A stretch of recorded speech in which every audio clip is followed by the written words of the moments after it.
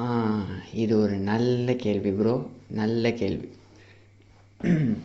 இது என்னன்னு பார்த்தீங்கன்னா, சித்தர்கள் முக்திங்கிறது நிலை முன்னுறு சாதனம். சித்தி என்பது நிலை சேர்ந்த அனுபவம் அப்படின்ட்டு வள்ளலார் சொல்லியிருக்கார். அது மீனிங் என்னென்னா, முக்திங்கிறது முன்னாடி அடைகின்ற ஒரு சாதனம். எதுக்கு முன்னாடி? சிவத்தோட தன்மையை அடையிறதுக்கு முன்னாடி அடையிற ஒரு ஸ்டேஜ் தான் முக்தி. அது ஒரு ஸ்டார்டிங் ஸ்டேஜ், ஒரு பிகினிங் தான், ஒரு எல்கேஜி தான் முக்திங்கிறது. முக்திக்கு அப்புறம் சித்தி இருக்குது. சித்திக்கு அப்புறம் ஞான சக்தி, யோக சக்தி அதெல்லாம் இருக்குது. ஓகேங்களா? அதெல்லாம் நம்ம போய் தான் ஆகணும், வேறு வழி கிடையாது. ஸோ அப்போது சிவநிலைக்கு போகிறதுக்கு முன்னாடி அடையிறது தான் முக்தி.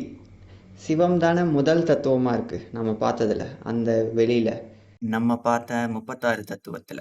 ஸோ அப்போது அந்த சிவநிலை அடையிறதுக்கு முன்னாடி என்ன டைமென்ஷன், நாம் இருக்கிறது 5th டைமென்ஷன். ஸோ அப்போது இந்த 5th டைமென்ஷனை பிரேக் பண்ணிட்டு 4th டைமென்ஷனுக்குள்ளே போகிறது தான் முக்தி. ஓகேங்களா? சூப்பர், கரெக்டாக கேட்டிருக்கீங்க. நீங்கள் தான் அந்த கருத்தை நல்லா உள்வாங்கி அதை அசை போட்டு வந்திருக்கிறதால தான் இந்த கேள்வி ஞானம் உங்களுக்கு வந்திருக்கு. இது மிகப்பெரிய ஒரு இது ப்ரோ. Super bro.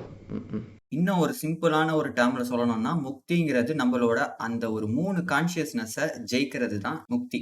அந்த 3 கான்ஷியஸ்னஸையும் ஜெயிச்சு 4வது கான்ஷியஸ்னஸ்ல எப்பவுமே நிலைக்கிறதுக்கு பேர் தான் முக்தி. அது அந்த 3 கான்ஷியஸ்னஸ் என்ன அப்படின்னு பார்த்தீங்கன்னா, இப்போ இருக்கிற சாக்கிரத நிலை, சொப்பன நிலை, அப்புறம் சுழித்தி நிலை. ஸோ இந்த 3 நிலையும் இப்போ இருக்கிற இந்த ஜாக்கிரதை, இந்த விழிப்பா இருக்கிற இந்த கான்ஷியஸ்னஸ், அப்புறம் ட்ரீம் கான்ஷியஸ்னஸ், அப்புறம் சுழித்தி கான்ஷியஸ்னஸ். ஸோ இது 3த்தையும் கடந்து ஒரே நிலைப்பாடான அந்த துரிய நிலைப்பாடுல, துரியா ஸ்டேட்ல நம்ம எப்பவுமே இருக்க ஆரம்பிச்சிட்டோம்னா, அங்கேயே ஒருத்தன் முக்திங்கிறத பெறறான். அவனை தான் ஜீவன் முக்தர் அப்படின்னு சொல்லுவாங்க. ஏன்னா அந்த ஜீவனை அவன் இருக்கும்போதே அந்த நிலையை அவன் அடைஞ்சிட்டதால அவனை ஜீவன் முக்தர் அப்படின்னு சொல்லுவாங்க. ஓகேங்களா? ஸோ அது எப்படின்னா, இந்த முக்தியை நாம இறந்துட்ட பிற்பாடு பெறுவது அல்ல. நிறைய பேர் அதான் நினைச்சுக்கிறாங்க.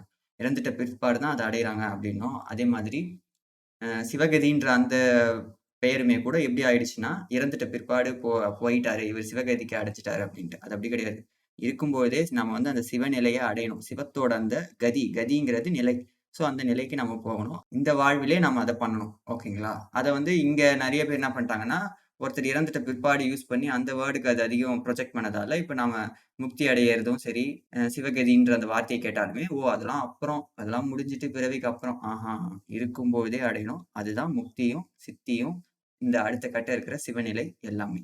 ஸோ இதை நான் உங்களுக்கு ரொம்ப ஷார்ட்டாக சொல்லிட்டேன். இன்னும் ப்ரீஃபாக தெளிவாக இன்னும் அதிகமாக வேணும்னா நம்ம NNA சேனலில் அதுக்கான ஒரு வீடியோ வரும். ஸோ அப்போ பார்த்து நீங்கள் தெரிஞ்சுக்கோங்க. நன்றி.